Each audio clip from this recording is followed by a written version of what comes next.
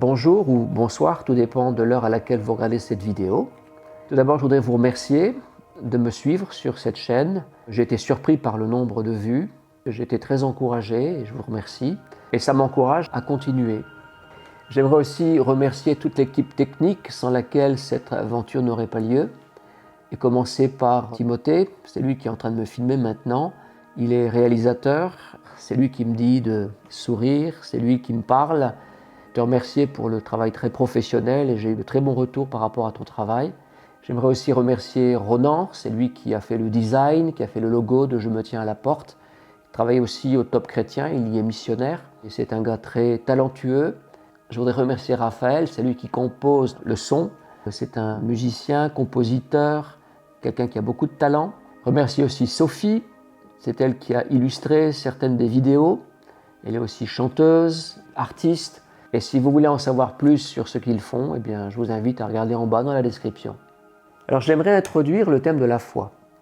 Dans le livre des Hébreux, chapitre 11, il est écrit « La foi, c'est l'assurance des choses qu'on espère, la démonstration de celles qu'on ne voit pas. » La foi trouve son origine dans l'invisible.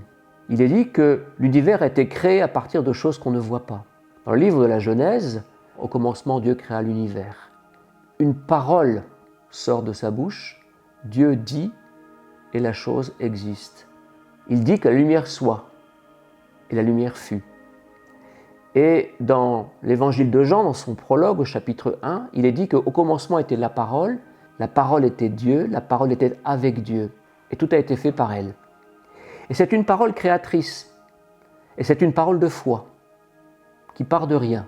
Cette parole de foi qui a créé l'univers, cette même foi, c'est cette même foi qui est attendue des humains. Il est dit aussi que sans la foi, nul ne peut plaire à Dieu. Que celui qui s'approche de Dieu doit croire qu'il existe et qu'il rémunère ou qu'il récompense ceux qui le cherchent.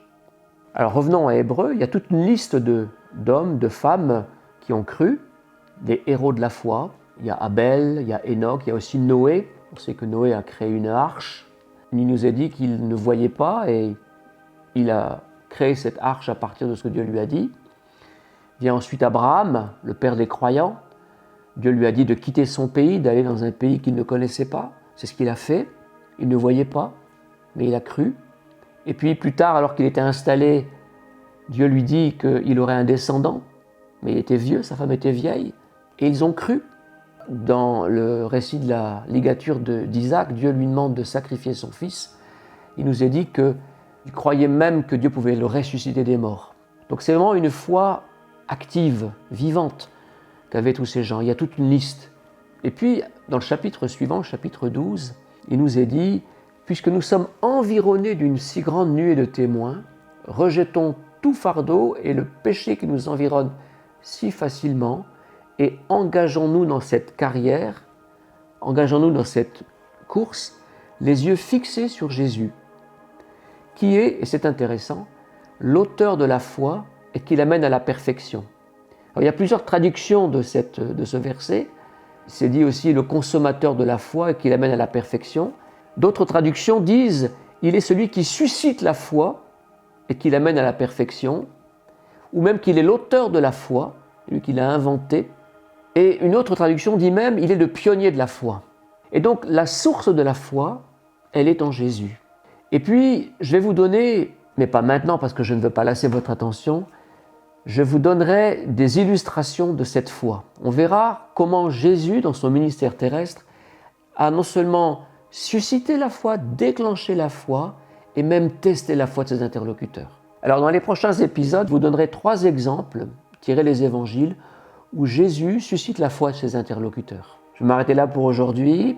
Merci d'avoir regardé cette vidéo. Vous pouvez la liker, la partager et aussi cliquez sur la petite cloche pour recevoir des notifications. Merci et à très bientôt.